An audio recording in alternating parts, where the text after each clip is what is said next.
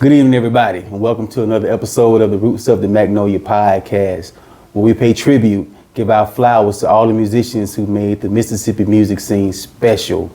They say that Mississippi is the birthplace of America's music, and we're going to tell you why. Joining me tonight are some gentlemen that I strongly respect, Mr. Forrest Gordon and Mr. John Alford. How y'all doing, man? It's doing good, Mike. Good to see you, man. Right. Listen, man, y'all don't even understand. This has been a long time coming, a long time dream of mine. Okay. And one of the reasons that I wanted to do this is because I know how special the scene was when I was coming up in it, but y'all were really in it. So I want to get y'all's story on wax, man. Okay. All right? All right. So we're going to jump right into this conversation, man. So, Joe, I know that you're from Natchez. That's right. That's correct. John, where are you originally from? Meridian. Meridian, Mississippi. Yeah. Okay. Well, how did y'all meet? The Sonic Boom of the South. Boom of the South. JSU. War and Thunder. JSU. War and Thunder, War baby. and Thunder. So I hear tell that the two of you were part of the class that named the drum section War and Thunder. Is that correct? That is absolutely correct. That's right. All you Sonic Boom history buffs, these are the cats responsible for the name War and Thunder. At least War two and of the Thunder. cats. Yeah. Right? Yeah. And John, you play what instrument? Bass drum. Bass drum. Bass drum. We were the Funky Four. Funky Four. So y'all were the Funky Four. We named We that too. named You named it it? Funky Four. That's right. See, Yeah. this history. So, so how did y'all decide that y'all wanted to form a band? Well, short story long, I met Kenny Morris, Del Morris' cousin. Yeah. He played guitar. I walked into a dormitory room at Jackson State. I was up visiting for the summer. I hadn't started school yet, but he came in for summer school. And a friend of mine was playing the James Brown with this guy playing guitar, and he was beating on the side of a desk. And I said, man, that sounds good. We need to get a band. Keep in mind, at that time, I didn't play nothing but bass drum. Hold up, so you weren't playing drum set yet? No, but Okay. we need to get a band. I talked myself into it too. And I'll get to that part of the story later, but we initially started out with Kenny, Manuel Godfrey, we call Firehead. Gotcha. And, I remember Firehead. and Joe Whitfield, Okay. and Brown, Richard Brown was piano initially, and we were calling ourselves the Family at that time. The Family. The Family. Okay. And I eased in because I didn't play drum set. Winchheim struggled with drummers our whole entirety, and I kept raising my hand and said, man, I can play drums, but I couldn't afford a drum set. I was in college. So how I finagled my way into the band, they had one conga in there. And I started learning how to play the conga because I already had the rhythms from growing up listening to Santana and stuff, so it made it easier. And we had one guy, Eddie King. I don't know if you remember Eddie King. Yeah, You used to call him Wild Child. Yeah. He started showing me a few things on the conga, and eventually I started picking it up. Then we started venturing out, seeing other players in the city, which we'll talk about that later. But that's how I managed to get in there. And we started out. Joe Whitfield was the singer, great singer. And of course, that only lasted for a short time because we found out somebody else named the Family. So going later into the next year, that's when we got John, we added horns, and we became wind chimes. Okay. Yeah. So who came up with the name Wind Chimes? It was a When y'all collective. moved it from the Family, who came up with the name? I Wind think Chimes? I can't remember exactly. See, you asked us to go back 50 years.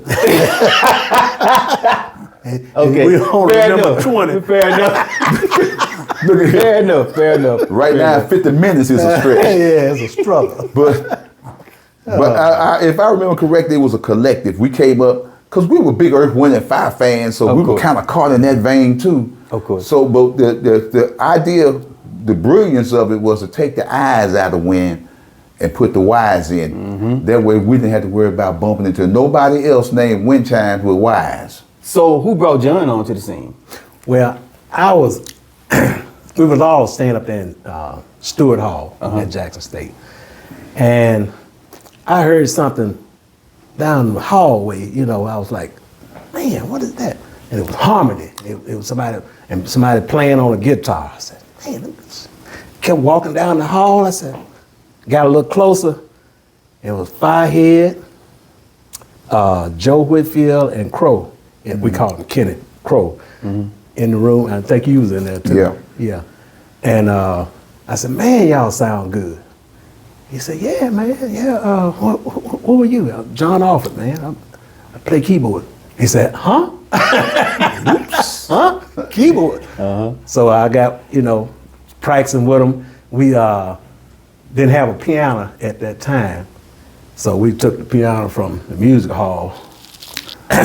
Okay. You can scratch that later. How y'all get the piano from the music hall? Well, Kenny had a truck. His dad had- Hold up, y'all literally, that's like for real stole a piano. Yeah. They got one for me to play on. He said, man, yeah, we got a piano now. So come on, At come the on. time, it was Wow. it was over on the back end of campus. They had a room with number of pianos for the music majors to Yeah, practice on. We yeah. bagged the truck up. This in the middle of the day, and we rolled the piano Cross out in the back, campus. cross campus. And at that time, we had moved into New Men's Dorm, Men's dorm. That's right. and That's right. we couldn't get it through the door. So we ended up having to take the pole out the middle of the door to get it in and put the pole back and put it on the elevator and took it up to the 5th floor. Jeez. Everything was going good until Parents' Day came along, and they came through the hall, and we were down there, John them playing piano. We standing around the piano singing harmony and stuff, and the word got out. They got a They piano. got a piano. They got a Somebody piano. told us. And at that time, Dolly Robinson was the music the director, and it got to her, and but we had a lot of favor because we could have got kicked out of school, but Dolly Robinson, Harold Houghton was with the band director. Yeah. They understood and loved what we were doing. Right. Because at that time, we were progressive and we were saying, everybody don't want to be a music teacher. We want to perform. We want to perform. So they gave us a little leeway. They let us slide with a lot of stuff. The other kids probably, Dolly sent us a message, y'all get my piano back over to the music hall. So about a month later, we took it back. Yeah. All right, so obviously the statute of limitation is passed, so don't nobody try to come get these boys for stealing a piano. So a second ago, you were about to talk about some people that y'all used to go see. Who were like some local influences y'all had? Natural High. Yeah, natural Club high. Checkmate. Club Checkmate was the spot. If you weren't there, you weren't nowhere. It was the Hamps of our day. Yeah. We know about Hamps. Yeah, Oh, Club Checkmate, and we had at that time Natural High, Yeah. which one of my mentors, Abdeeb Sabir, Yeah. Right. D. Yeah. was playing congas. You got to get him on too. Yeah, he was playing congas. So I used to go sit there and just watch him. Oh, we was like and he was sponges smooth. on He was him. like butter. I said, oh man, that boy, that. Yeah. Now I'm beginning to see the rhythms I've been hearing. So I'm studying here, but we had the composers. Yeah. Yeah. Composer. That was Jesse Thompson. Jesse Thompson And Brandon's father. Willie Ray. Willie Noel. Yeah, Gotcha. Brandon's father. Gotcha. And Staples. Yeah, Okay. Staples, And that's they right. were like the Jackson version of the Temptations. Ah. Yeah. So they okay. And they- I mean, they was I never stepping knew. the I never knew what their program was. So. Yeah. They had the band behind them, and the three of them were like the OJs. They were up there stepping and singing. And then, of course, we had coming on around the same time. We had Shown Off. Freedom. We had Freedom. We had Sparkle. Yeah. And Dale Group, Magna Funk. Magna It Funk. must have been at least 10 groups in town. And All working. all working. Yeah. And if you didn't go through the checkmate, that means you wasn't ready yet. Yeah. So who owned the Checkmate? Who was that? Shirley Brace's grandfather, I think it is. I believe it was. Okay, so that's why Shirley's so well connected in the music scene. It is. Came It up is. around us She all. come up around it. You Gotcha, know, gotcha. her family ran the club Checkmate. Okay. Yeah. That's something I did not know. That's Yeah. something I did not know. So, and I always say, one of the, like my generation of musicians coming up, me, D-Mara, McAfee, all of us, we actually used to go and watch a bunch of bands. We used to watch y'all, because, you know, y'all bands were still hot when, they were we hot, were coming through, yeah. which made us want to start a band. So, and I try to impress upon the younger artists now, y'all got to actually go see somebody. That's right. You know, you can't learn just being in the studio recording all the time. You can't learn just being in the mirror listening to yourself or singing on TikTok. You got to actually go out and learn how to perform. Yeah. So, you know, that's why I used to have a t-shirt that said product of Patrice Moncel. Oh, yeah. 'Cause, you know, My girl. that was my mama in this music business. Yeah. She cussed us out, gave us good advice, Yeah. cussed us out again, Yep. sent us on the stage. And wasn't gonna allow you to sing and perform wrong. She would not allow It it. wasn't gonna happen. So y'all were really close to Patrice. Yeah. And that was my home girl. Well, that's right. Patrice is from Meridian. Yeah. So what was y'all? So you know her before she came to Jackson State? Yes. Yeah. Okay. So what was your first impression of Patrice? Man, this girl, wow. Yeah. Wow, ain't the word. Wow. Loud. But then when she sung, when you saw her perform, you go, okay. You know, she transformed into something she's a musical beast. Yeah. She You know, was. She absolutely and was. she was gifted Yeah. with the not just the vocal talent, but she knew how to entertain. Right. And see, a lot of people don't know that Patrice was an opera singer. Yeah. She was classically trained. wasn't Classical. she? Yeah. Yeah. Yeah. And then get out and squall out some blues. Yeah. She could do everything. She Just could a do singer, everything. yeah. She was just an absolute all around singer. Great talent. Yeah. Yeah, we she miss her. was. Oh yeah. Definitely. So, what bands did you think were the most impressive Mississippi. in Mississippi? Yeah, when y'all used to go to these clubs and see these bands that were, I'm gonna say air quote local, because everybody I think ended up doing some national or international stuff. The composers to me. Well, So they were the bar. Yeah. yeah, they were the bar. Yeah. Natural and high. natural next. high. Yeah, natural Okay. high. And but to sum it all up, every band had something you could take away. You know, and I mean, you know, They're different styles. Sparkle, Yeah. for example. Sparkle was the Barcades of Jackson. And I don't know if you ever heard of Sparkle, know much about Sparkle. I don't know a lot about Sparkle. They're the only ones. But Sparkle at that time, they were smarter than most of us. They worked. Okay. And they had credit. And they had all of the best equipment. They had Best of everything. big truck. They had Doug Stringfellow was their first engineer. They had a hired engineer. Yeah. Yeah. And They were doing it the way it's supposed to be done. yeah, Okay. you know, You said they had credit. but they had Yeah. see the rest of That us was a big thing. You know, we had to work hard. Y'all were getting out the mud. Yeah, we had to work hard and hustle to get the few little pieces of equipment we had. Yeah. These guys had a setup, man. Yeah, you couldn't And at keep the up with time, we were traveling way out to Austin, Texas, Yeah. doing road gigs Okay. at the fraternity houses at University of Texas in Austin. And we on the stage playing, and it sounded like a thunderstorm going on next door.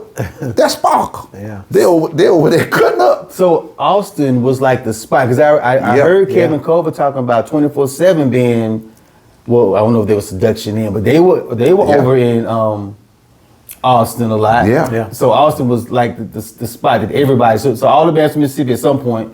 All money was big. Yeah. Okay. You talking about Austin, Texas, the University of Texas, you know, well-to-do kids, fraternities that had budget unlimited. So to pay us, we used to go out there, and I can't remember the exact figures now, but we go out there like a Friday, a Saturday, and do a matinee Sunday. And back then, this was a lot of money. We might come back home with $10,000. That's a lot of money now.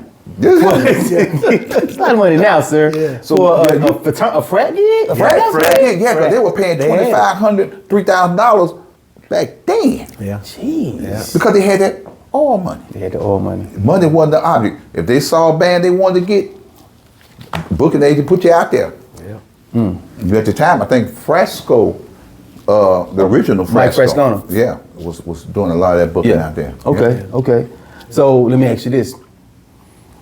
It could be crazy, it could be whatever.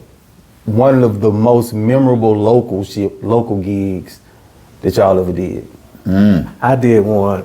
Well, you were with us too, with opening up for Luther Vandross Oh, down at the stadium. At the stadium. okay. And Karen Brown, and I forgot the other lady's name.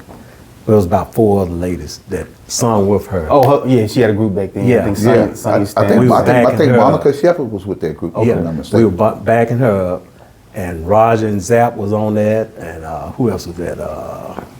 Ooh. I forgot. Well, it's been a while, but that was the most memorable one I can remember. That I mean, there was so many people there, and Luther, he came around, and after we were playing, I was like, oh, okay, yeah, we did get somebody's attention, man, a little bit. We did get him out of his van or whatever he was riding. Yeah. Okay. Yeah. All right, well, okay. Back to the wind chime days. Let me ask you this. Because y'all have told me stories. I'm not going to let y'all get too far outside the box without telling some of these stories. There was a band that you said y'all was supposed to open up for a national act. And they had issues with how good y'all were and some of the I stuff. remember that. So y'all tell me about that.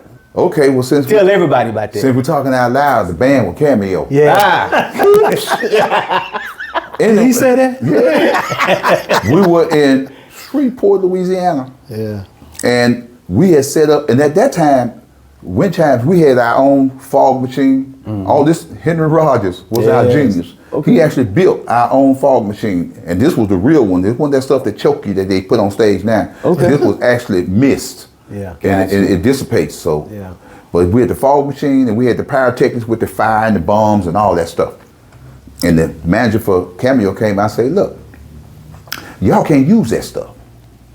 I said, but man, he said, no, y'all can't use it. I said, well, look, throw us a couple dollars and we let y'all use it. He said, no, we don't want it. We don't need it. Okay. In my opinion, the problem they had, they were on the way to being stars, but they weren't stars here yet. Yeah. They got out in front of the record. I learned a valuable lesson. You never beat your record to a city. Yeah.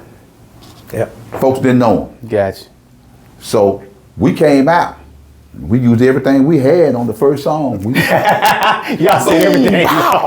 we turned the smoke on. We shot the fire. We blew the bombs up, and the rest was easy after that. Yeah. Because the crowd was standing on their feet. And at the time, we hadn't released a record, so we were playing top 10 hits. Yeah. Yeah. Another important lesson. Everybody recognized. They it. recognized Everybody- every song we played. Everybody was and dancing the people to it, never did everything. sit down. Yeah. So when we came off stage and Cameo came out, and don't get me wrong, they're great musicians. They were doing a great job. We saw what they were doing. We respected what they were doing as musicians. Yeah. But it wasn't enough. Yeah. The crowd started booing them and started hollering, we won't win chime. Yeah. Oh, wow. We won't win chime. Manager told them we'll never open up again. Now, enough of that. You'll never open up again. fast forward about 2 years, when Cameo became legitimate stars, and we don't sign with RCA Records, they trying to get Larry Blackman to produce us, and they remembered us. So Larry kept stalling and putting it on. So finally they called the guitar player Anthony Lockett. That's how we ended up getting Anthony Lockett from Cameo to produce our first album. First. Yeah. He came down to Jackson to the band house, because we had a band house that ain't common course these you days. did, Yeah, all of us lived there. All y'all lived in the same house. All of us lived in the Same same house, and we had one rule. It wasn't no curfew to when a musician can play. Right.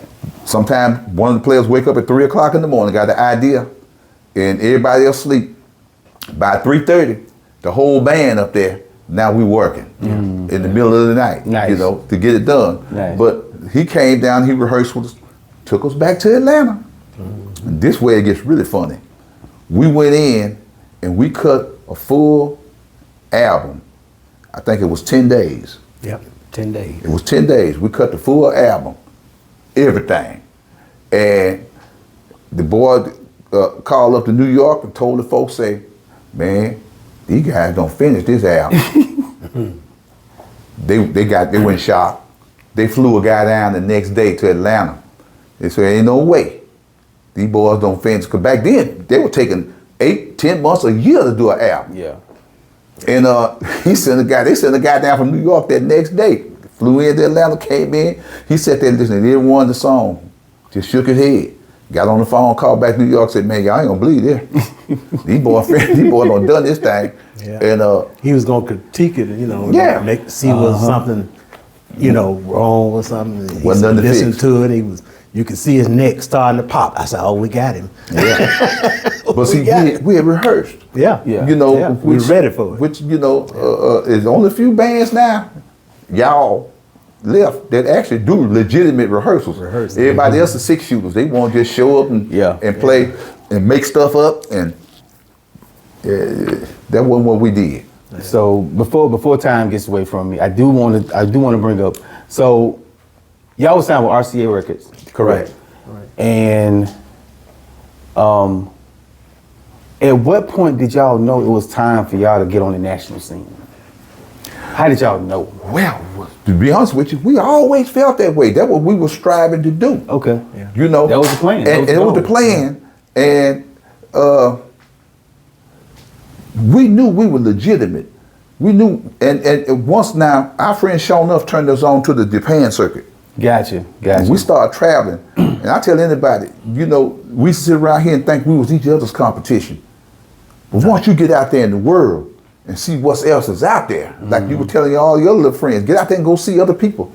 You begin to find out where you stand amongst the other groups on a national level, not just a local level, because there's a big difference. And I could say, we went to Tokyo, and the spot we were playing, a lot of them national acts would come through there. This the funny thing, today, they call it, we would say, old school, we say house band. Today they say residency.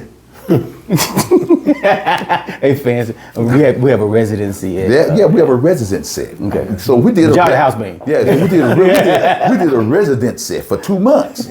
And cats like James Ingram's and a whole lot of groups had been through there performing. Yeah. And Function. And I never forget the little manager. The first night he saw us perform, he come running up to the stage after we was through. He said, take it easy. You need to calm. Y'all need to calm down.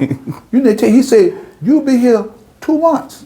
And I think in the course of 2 months we would do like 225 shows. Yeah. Okay. Jeez. He said, you need to take One night off. Yeah. He said, you need to take it easy. And we said, man, this is who we are. Yeah. And we wasn't kidding. 225 shows, let me put it this way, at about the 200 show level, he came back to us, he said, I think y'all gonna make it.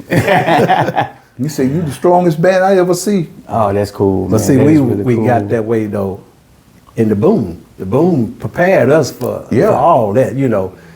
running. I know a little bit about getting smoked. Yeah. I know a little bit about getting We was smoked. in shape. Yeah, put in the time. I think it's actually illegal now. It wasn't illegal when we were coming through the boom. I think it's illegal now. So I know this. How many times did you actually go to Japan? 5. 5 times. I know this may seem kind of dark, but then you guys lose a member. We did. Over there? The drummer, Jimmy Graham. And of course, by this time, I was playing drums too. Okay. And Jimmy was a singer, much better singer than me. And we used to swap out. And while we were there, we only had another week before it was time to come home. And Jimmy passed, man. That was one of the darkest, darkest moment of probably my life, musical life, and life period. Yeah. Because we were confronted, and I had to call his mom and his family. And that was probably the most difficult thing I've ever had to do, was to call somebody's mom and their family. Him and I had to go get him. What you mean, go get him? Well, He was cross town, when we got there, he'd already passed. Okay. The Japanese folks couldn't get him in the elevator because it was too small. He was bulky. He was like me. He was big, So we had to pick him up. Me, you, and Ike. Yeah, that's right. Ike was there. too. Y'all's brother that had just passed away. Holding him on your arm like that. Now that's, up in your chest like that Oh man, until he got to the ground where you could put him on. put him on a stretcher. Let me tell you what hit me like a bullet. You never forget stuff like that. Yeah, when we were standing there and they realized they couldn't get him, and they asked us to get him, and we said, no, that's y'all job. They said, this your brother, your friend? Yeah. We said, yeah. He said, in Japan, it's an honor to carry your brother's body. Yeah. To do this, man. I mean, after that, what can you say? Yeah. And I, like you said, you'll never forget it. I remember we in this little old tight old elevator, holding him, and I'm just going like, Lord, what, Yeah. this is too deep. That is crazy, man. That's I couldn't even imagine what y'all was going through with that, man. And to be all the way over in Another Foreign country. country, yeah. But you know what, man? The musicians showed up in Tokyo for us. That's I right. mean, they already, and this what made us know we was on that next level too. It was just like Hamps. Every night, the musicians they will come and stand there and watch us perform. Yeah. okay. And when this went down, they start showing up even more and holler, come down, I got you. Come down, I got you. They was helping us to get through it because emotionally they know that next night. Yeah. Yeah, it was rough. Yeah, it was Cause rough. y'all see, hold up. We still had to perform. play. We had to play. God. Yeah. The gig wasn't over. We had 6 more nights All to that's in your go. head too. We had 6 more nights to go. Yeah. You know, while we making arrangements to get them home, we still had to go to work. And so the musicians just started showing up, man, pulling us off stage one at a time, getting up there, just making it happen. Yeah. And the money we had to raise to get them home, they raised some money here, but we didn't even need it. The people were just coming there. They were just they did it. They made it happen. That is cool. And every musician should at least go out of this United States just once in their life to experience just seeing other race of people, how they react to your music. Yeah. And every I wish that for all musicians. I mean, especially from Mississippi. From your lips to God's ears, man. I hope to be on somebody's European or Yeah.